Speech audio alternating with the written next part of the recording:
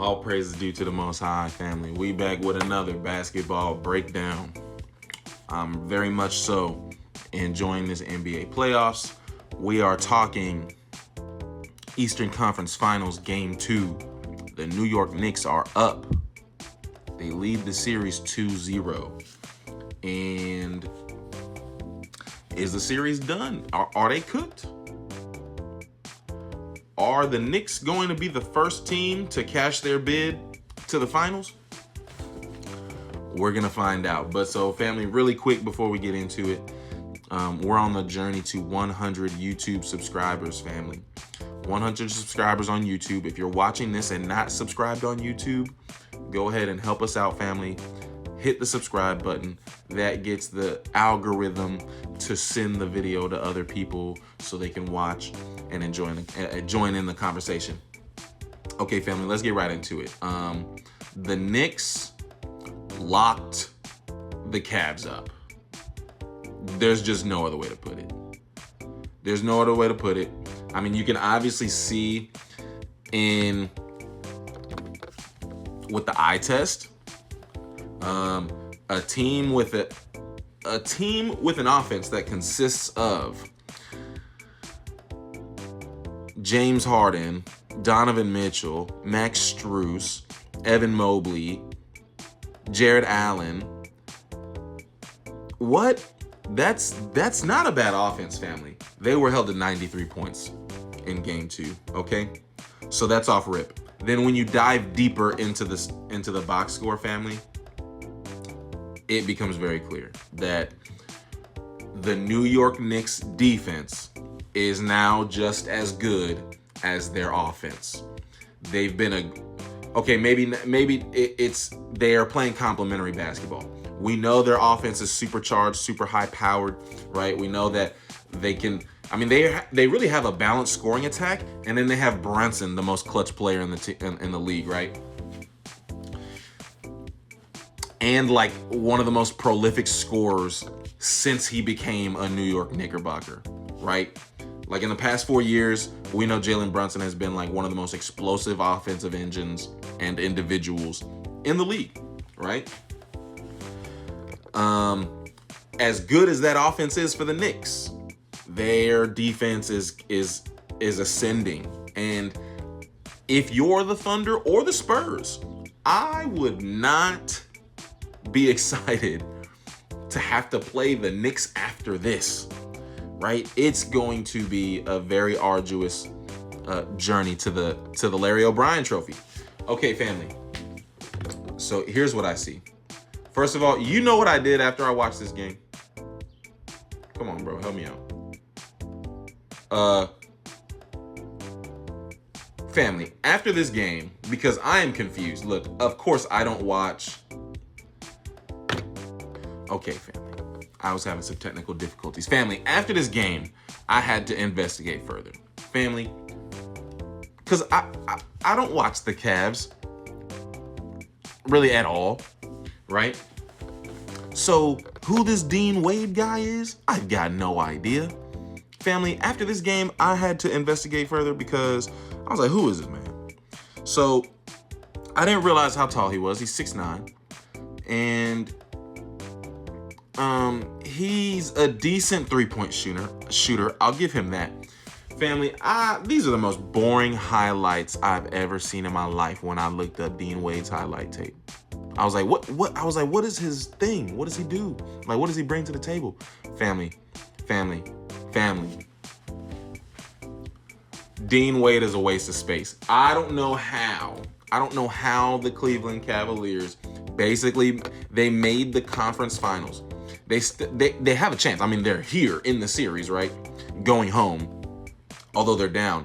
But they have a chance to make the finals. They're basically playing 4-on-5, family, with Dean Wade on the court. For 21 minutes in this game, they played 4-on-5. Because this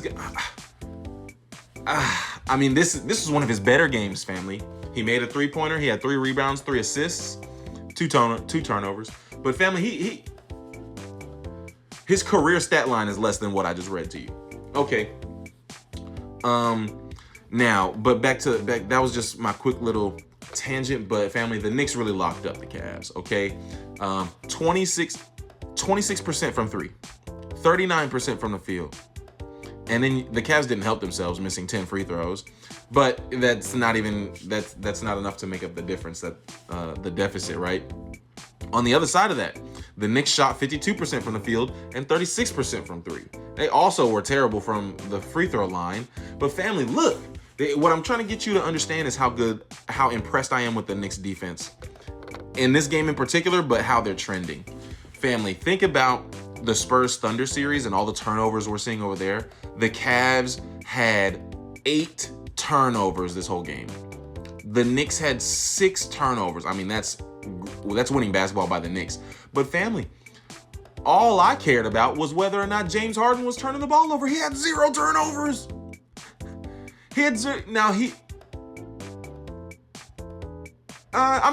was okay. Now, he didn't have assists, right? Which tells me, family, that the Knicks defense is really good. It's really good. They're okay with James. Like, I was explaining why I was taking the Cavs over the Pistons last series, and how James Harden is the Cavs was the X factor there. I don't particularly care about James Harden's scoring. It's his playmaking ability and the choices that he forces the defense to make. Are you going to let James Harden spot up and shoot, open threes? Well, of course not. So that means he's going to be able to get to the rim. And if he's getting to the rim, he's going to be able to create shots for his teammates. Therefore, I just really care about him not making turnovers, just making good decisions and forcing the defense to make choices, right? So the Knicks are saying, hey, man, go ahead and get your bucket. You're just not going to make any plays. And even if you have 0 turnovers, it's not going to matter.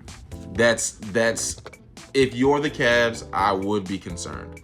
Now, you haven't even played at home yet, but that's concerning. A 0 turnover game from James Harden, and you couldn't get within 16 points. You lost by 16. Okay. Donovan Mitchell, I would just like to see him take less threes. They're asking a lot of him, but it's the conference finals, family. Like, you just gonna have to be tired. Like Wemby said, we'll rest in July. Donovan Mitchell, Wemby, Stephon Castle, these are just the players that come to mind, like, off top. But when these guys take threes, you're really letting the defense off the hook. Even James Harden, right? James Harden is a great three-point shooter, but I prefer to put pressure on the defense. And so these guys they're tired, in some instances lazy. But you got to put pressure on the defense in that way. So I would like Donovan Mitchell to cut down to threes. I can't ask more of James Harden. What I did notice also was Evan Mobley he didn't take any shots, I think, in the second half, which is like a shame given how he started the game. What do you want me to tell you about the Knicks, family? I think they're very scary right now. I think they've had the best playoff resume. I think they're trending. This is their 9th straight playoff win. So I'm very concerned about the Knicks. 2 weeks ago, I would have told you, hey, man, all we got to do is get by the Thunder, and we basically got the ring. Oh, no. I think we're in game 3 for the Spurs, right? So it's possible 4 games there. I think the Spurs are due for another 10 games. I think we're going to see a 6 or 7 game series finals. So anyhow, family. Yeah, family, the Knicks are scary. I just had to double check, make sure I didn't miss anything I wanted to mention. Yeah, family, 32 assists on 44 field goals, 6 turnovers. Jalen Brunson was even 1 of 7 from 3. So that tells you that the offense wasn't even super clean, and it still looked pretty clean. So the Knicks are dangerous. I'm still riding with the Spurs, but as we get deeper into the playoffs, the Knicks get scarier and scarier.